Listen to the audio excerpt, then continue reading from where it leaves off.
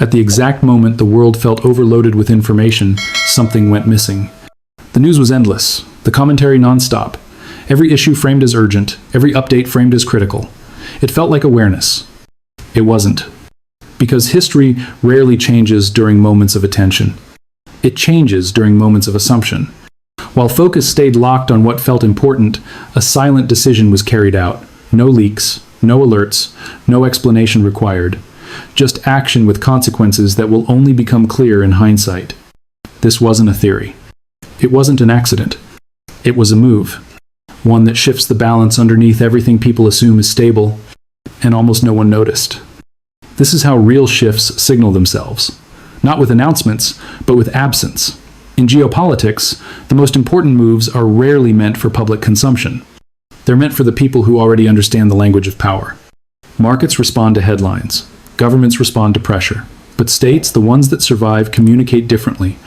They move quietly, through channels that don't trend, through actions that don't need explanation. Silence isn't confusion. It's cover. When there's nothing to see, nothing to comment on, and nothing to argue about, that's usually the point. Because by the time the story reaches the surface, the decision has already been completed. Silence is never accidental. 5,000 tons. That's the number. And before you try to calculate it, before you turn it into charts or prices or percentages, pause for a moment, because this number isn't meant to be understood mathematically. It's meant to be felt. 5,000 tons isn't a trade. It's not a hedge. It's not a routine purchase, timed to market conditions. It's weight, physical weight, intent made tangible. This much material doesn't move quickly. It doesn't move casually. It moves because someone decided it had to now. And when that decision is made at the state level, the number stops being about value and starts being about control. Sit with that number for a moment. If this were just about price, it would already be over. Traders would argue, analysts would debate, commentators would fill hours of airtime. But this isn't about silver going up or down. Silver isn't just an asset. It's a material, a component, a requirement. It sits inside the things modern economies need to function: energy systems, electronics, defense, infrastructure. You can speculate on paper. You can't substitute the physical. This metal doesn't represent wealth. It enables capability. This metal decides who can build and who can't. Markets didn't make this decision. Charts didn't. Traders didn't. This wasn't a reaction to volatility or a clever timing play. This was designed. State planners don't think in quarters. They think in cycles, in decades, in conflicts that outlast administrations and headlines. They ask different questions. Not what will perform, but what will still matter when systems are under stress. History is full of these moments. During wartime, governments didn't chase returns. They secured materials: steel, fuel, grain, metals. Whoever controlled inputs controlled outcomes. This move fits that lineage perfectly. This wasn't a trader's decision. Step back far enough, and the noise fades. What remains is the pattern.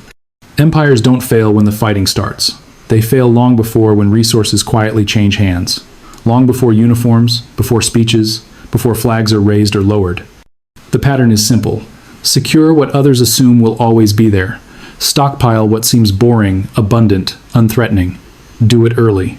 Do it silently. It's been done again and again. The British Empire did it before the Second World War, locking up rubber and critical materials while rivals argued politics. By the time conflict surfaced, supply had already been decided. This has happened before. For decades, power was measured in barrels. Control the oil, and you controlled the world. That story is outdated. Modern warfare doesn't stall because fuel runs out. It stalls because components do. Guidance systems, sensors, electronics, the things that turn hardware into weapons. And those things depend on very specific materials. Silver isn't burned. It isn't consumed once. It's embedded inside missiles, inside fighter jets, inside satellites, inside the systems that keep modern militaries operational. Oil moves tanks. Silver makes them smart. This is what creates an industrial choke point, not a shortage you can solve with diplomacy, but one you can't substitute away. Missiles don't run on headlines. There's a moment when something physical crosses a line, and after that moment, it no longer belongs to the market. It belongs to geography. Once metal moves, it doesn't circulate the way money does. It doesn't flow back because price changed. It doesn't respond to incentives or press releases. It sits where it lands. Vaults don't leak. History shows this again and again. Assets that leave one sphere of influence almost never return voluntarily. They're locked in, reclassified, repurposed. What looked available yesterday is simply gone today. Not sold, not borrowed, not leased. Gone. And it isn't coming back. Money used to be neutral, a medium, a bridge between value and exchange. That changed the moment it was turned into a weapon. Accounts were frozen, reserves were locked, entire nations were cut off from the systems they were told were permanent and safe. What was once presented as infrastructure became leverage overnight. And that created a new rule. If access can be revoked, then access isn't ownership. If digits can be erased, then digits aren't wealth. When money stops working the way you were promised, you don't argue philosophy. You change behavior. So, the response wasn't political. It was practical. What do you do when money stops working? Power, in the modern world, lives on screens. Ledgers, networks, software. Control is exerted with permissions, logins, and switches. And it works until something leaves the system. Digital power depends on participation, on compliance, on assets staying where they can be seen, tracked, and touched by policy. Physical ownership doesn't ask for permission. A bar in a vault doesn't need a password. It doesn't care about sanctions. It doesn't respond to updates or outages. Its value doesn't disappear when a server goes dark. This is the boundary most systems can't cross. You can't freeze what you can't touch. When supply disappears, it doesn't announce itself. There's no siren, no countdown clock. It feels normal until it doesn't. Think of it like a room with chairs. As long as everyone believes there are enough seats, no one worries. People move freely. They talk. They speculate. But if a few chairs are quietly removed, nothing changes at first. The room looks the same, until the music stops. And suddenly, what mattered wasn't price or preference. It was proximity. Who already had a seat, and who assumed there would always be one. This is how real shortages form. Quietly, invisibly, irreversibly. What happens when the music stops? The most dangerous weakness in any system is the one it doesn't know it has. For decades, the West built its power on visibility, on data, on flows that could be tracked, modeled, and managed. If something mattered, it showed up on a screen. If it didn't show up, it was assumed to be irrelevant. That assumption worked until it didn't. In 1971, the United States closed the gold window, ending the promise that dollars could be exchanged for real metal. On paper, the system continued. Confidence remained. Markets adjusted. But something fundamental broke that day. Physical reality overruled financial confidence. This is the same blind spot repeating itself. They didn't see it because they couldn't. A war economy doesn't care about balance sheets. It doesn't reward efficiency or growth. It doesn't follow the rules people are taught in peacetime. In a war economy, priorities flip. Liquidity becomes fragile. Paper assets stop behaving like assets and start behaving like promises that only work as long as everything else does. Stocks assume stability. Bonds assume trust. Even currencies assume cooperation. Stress breaks those assumptions. When survival becomes the objective, the system rewrites itself. What you can hold matters more than what you can claim. What you control matters more than what you're owed. This is the moment when rules change without permission. Paper only works in calm weather. What looks like coordination from the outside often isn't planned in a single room. It's alignment. Different players responding to the same pressure in the same way. When trust erodes, systems reorganize. After the collapse of Bretton Woods, the world didn't vote on a new order. It drifted into one. Old anchors failed, new ones emerged, trade routes adjusted. Alliances realigned, not because of ideology, but necessity. The same process is happening again, quietly, incrementally, with no announcement required. Manufacturers look for certainty. States look for security. Resources move toward whoever treats them as strategic, not symbolic. No announcement was needed. The consequences always show up somewhere first, not everywhere, not all at once.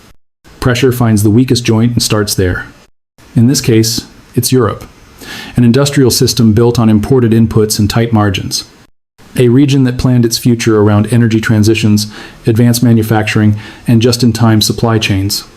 Those plans assume materials arrive on schedule, at predictable prices, from dependable sources. When that assumption breaks, factories don't collapse dramatically. They slow. Orders delay. Costs creep higher. Components become hard to source. Shortages don't arrive screaming, they arrive as excuses. Shortages always arrive quietly. Beneath the surface of every market sits an agreement that no one likes to think about. A promise that if paper is exchanged, the real thing can be delivered. Most of the time, that promise is never tested. Contracts are rolled. Positions are netted. Settlement happens on screens, not with trucks or vault keys. As long as confidence holds, the machinery keeps moving. But stress changes behavior. When too many people ask for delivery at the same time, paper meets reality, and reality doesn't negotiate. Metal either exists where you need it, or it doesn't. That's the trap, not volatility, not price swings. The moment the promise is called, paper promises don't survive delivery. There's a point when the people with the most information stop explaining themselves. They don't go on television, they don't argue on social media, they don't try to convince anyone. They act. Smart money doesn't seek permission or applause. It moves first and explains later, if it explains at all. Because explanation invites competition, and competition raises cost. That's why the loudest voices are rarely the most important ones. The real signals aren't speeches or forecasts. They're withdrawals, reallocations, quiet accumulation. When words and actions diverge, believe the actions. Watch what they take, not what they tweet. Every shift reaches a moment like this. A moment where the path splits, and neither direction feels comfortable. There's no clear signpost, no guarantee, just a quiet realization that standing still isn't as neutral as it used to be. On one side is familiarity. Systems you've known your entire life. Assumptions that have always worked until they don't. Staying put feels safe, not because it's proven, but because it's familiar. Because everyone around you is still standing there too. Familiarity creates consensus, and consensus feels like protection. But consensus has a habit of forming at the wrong time. On the other side is adaptation. Questioning things you were told not to question. Reevaluating beliefs that once felt settled. Accepting that the environment has changed even if the screens, the rules, and the language haven't caught up yet. Adaptation doesn't feel heroic in the moment. It feels isolating. It feels early. It feels uncomfortable. And that's usually how you know it matters. History isn't shaped by the people who see change coming and debate it endlessly. It's shaped by those who adjust before adjustment becomes common sense, before it's approved, before it's praised, when it still feels unnecessary to most. This is the moment they always talk about later, the moment where it could have gone either way. Indecision doesn't freeze time. It doesn't preserve options. It quietly chooses for you. Because time keeps moving, whether you move with it or not. Doing nothing isn't neutral. Doing nothing is still a decision. Windows don't slam shut. They don't announce themselves. They don't come with a countdown or a warning label. There's no bell, no final headline, no moment where someone tells you, this is the last chance. They close quietly after enough people assume they'll always stay open. That assumption is what makes them dangerous. As long as access feels permanent, no one feels urgency. People delay decisions. They wait for confirmation. They wait to feel safe. But safety is usually just familiarity wearing a disguise. By the time change becomes obvious, it's never early. It's already priced in, already allocated, already owned by someone who moved when it still felt uncomfortable to do so. That's how real transitions work at this scale. Not as single events you can point to, but as processes you only recognize in hindsight. They move slowly enough to ignore right up until they move fast enough that ignoring them becomes expensive. First, nothing seems different. Then small things stop lining up. Then explanations stop working. And finally, the door you assumed was open isn't. This isn't about timing the exact moment. It never is. It's about recognizing when conditions are changing beneath the surface, even while everything on top looks familiar. This isn't a prediction. There's no date attached to it. No dramatic reveal waiting in the future. It's an observation. The shift isn't coming. It's underway. And moments like this don't repeat themselves once they pass. This was your notice. This isn't a call to panic. And it isn't an instruction to copy anyone else's move. Panic is loud. Panic is reactive. Panic shows up late and pays the highest price. What matters now isn't fear, it's awareness. This is an invitation to think differently about what you're watching and what you're not.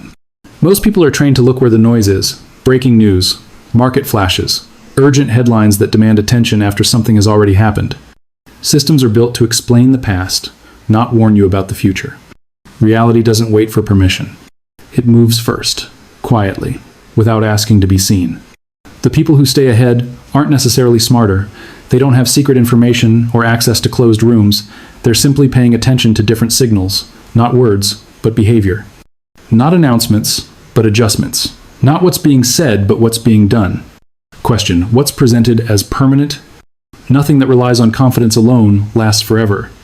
Be skeptical of systems that only function when everything goes right. Systems that break the moment stress is applied aren't stable, they're fragile. And fragility always reveals itself too late for the people who trusted it blindly. Watch what happens off camera. Watch what happens without commentary.